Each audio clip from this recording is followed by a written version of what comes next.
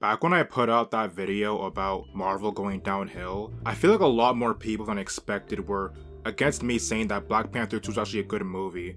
And I'm like, how? Why?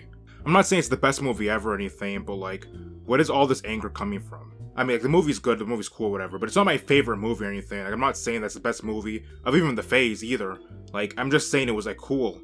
I do get that the movie is like not as important as the first Black Panther, and the fact that the lead actor is gone makes it harder to like repeat the success. But that being said, I think given the source material, it actually does a pretty, decent job.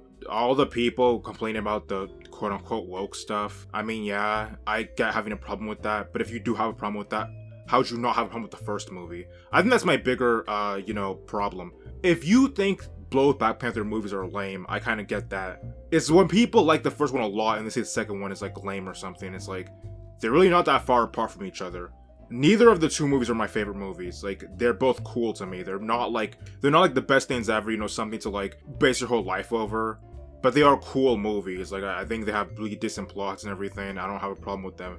I feel like a lot of people think Black Panther 1 is this giant like magnum opus of Marvel, and then Black Panther 2 is like a complete disappointment. And I'm like, they're really not that different from each other in terms of like, themes and in terms of like quality. Like I said, I'll still put Black Panther 1 above 2. I'm not saying that like Black Panther 2 is like a better movie, but I'm just saying they're so close to each other in my mind that praising one and hating the other is just, at that point, you're just following the crowd or something. You could say I'm following the Marvel crowd by liking Black Panther 2 in the first place, but not really, because I don't like half the movies in the phase. So here's the thing. Shuri in Black Panther 1 was a very annoying character to me. She was just super, that girl written, and that horrible joke that was 5 years late that they put in that movie that we don't have to, repeat right now.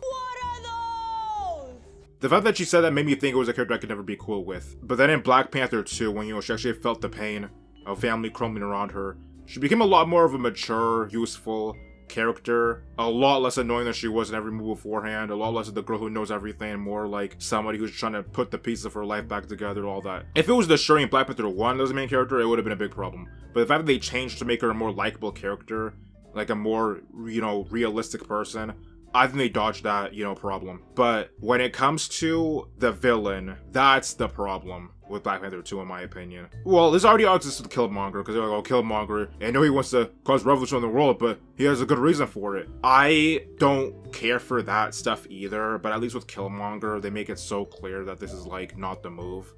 Like, even if he has a point or whatever, they make it so clear that, like, he's not the guy. Like, he's just a selfish person in general. But the king, Ku Klux Klan, he's not really regarded as, like, a selfish person. He's just a guy on a different path, or like a guy on a different like mission in the world. I think you can compare Killmonger to somebody like Zemo. He may be justified in his hatred of the Avengers, but he's going way too far, or like he's killing innocent people, so like he's a bad guy. Just like how Killmonger is, a soldier who like killed a lot of people and robbed places, and he's a bad guy even. But this guy, King Ku Klux Klan, he's like so clearly seen as like supposed to be depicted as like a reasonable person. It's just that he is radicalized by his background and upbringing. He's super afraid of like the world encroaching on him. But it's like, so because your stupid little ocean people are under the fear that they might be attacked, that gives you like a clean slate to commit genocide on the rest of the world, starting with the black people of all people? Yeah, no, you're just a weirdo loser. And the thing is, like, they come to a resolution. I know he like loses the fight in the end or whatever, but they come to a resolution where it's like, well,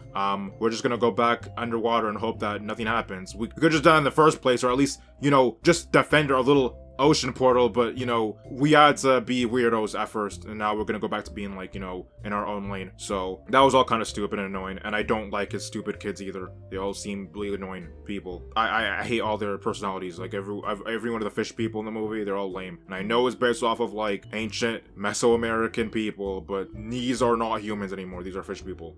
Whatever. The culture stuff is cool. Them being based off of like Mesoamerican culture, I don't mind that at all. But they made them so annoying that it's like, okay. But I think my personal biggest problem with the movie, it's more to do with the dynamic of the king and the Black Panther power. For all the kings before Shuri, the Black Panther was also the king of Wakanda. And, you know, the Panther tribe that they belong to held the crown, so, you know, it makes sense, whatever, it just matches. But at the end of the movie, Shuri is the Black Panther, but she's not the queen. And I really don't care about, you know, Shuri being a female Black Panther, it doesn't matter to me. But if she's going to be the Black Panther, then why would she also not be the queen? I feel like this idea of like the king of the country being the protector is something that exists in like real life, whatever, but it being a real literal protector, like most powerful person in the country, is super interesting and cool. So making Njobu the king, it itself is not the problem, but it's like, if you're gonna make Njobu the king, you should also make him have powers, but you can't call him the Black Panther, because he's not part of the Panther tribe, you know? He should have one of those, you know, man-ape powers, although they may not want to call it that because, you know, real life angle. But that being said, I do think Njobu being king, I don't have a problem with that. And I don't have a problem with Shuri being the Black Panther. I just have both being at the same time. I don't think both should be in coexistence.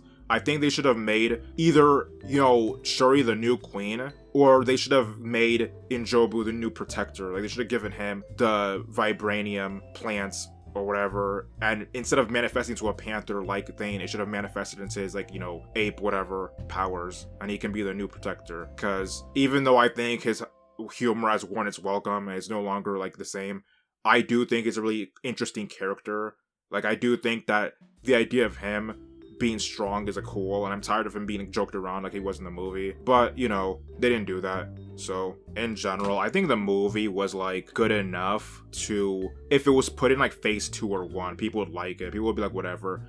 But it wasn't so good that it needs to be praised endlessly. And because it wasn't the best movie ever and it was in phase 4, people have this feeling that, oh, it should be disparaged. But no, it was on par with the first 3 phases of movies. And those 3 phases weren't even the best movies either. Obviously, like, you know, I made the whole Marvel video. I do think Marvel had good movies, and I think they have good movies now and everything, but like, their movies in the first couple phases were not even amazing to begin with. So this idea that Black Panther 2 represents like a fall from form, no, it doesn't. It's cool, it's fine, it's like decent. A movie. It's a movie that if you paid money to watch, which I didn't, but if you paid money to watch, it would be worth it. I can't say the same for a lot of other movies in this phase, but for this movie, I'm not gonna agree when people try to like bring it down to the level like Thor 4 or something. Like, it's fine. But yeah, if you feel type of way about this, explain in the comments. If you have a problem with Black Panther 2 but not Black Panther 1, explain. Because if you have a problem with both of them, then I get that. Because a lot of the movie, like both movies, a lot of them have similar worldviews that I'm sure a lot of people are not happy with. I'm just saying, if you like Black Panther 1 and you don't like Black Panther 2, and you are mad about something besides just the main character being gone, which, if that's your big reason for not liking it, then I guess if your favorite character is gone, whatever. But like, if you don't like 2 but you like 1, I want you to explain in the comments so I can have like a better understanding or whatever. I just kind of want to see it, you know, just to know what you guys are talking about. But yeah, I hope you enjoyed this video. And also, a couple months ago, I put out the first episode of my own original series. It's called Peace Guard Inc. And it's about a bunch of people in a fictional world who go around, you know, saving the day for money, you know, for personal gain. I would like for you guys, if you want, to go check it out. I'll put the link to it on the end of the video and in the comments, and if you do watch it, please tell me how you feel about it and all that stuff. So, you know, thank you guys for watching, and just remember that King Ku Klux Klan and his family are all bums who should not be respected.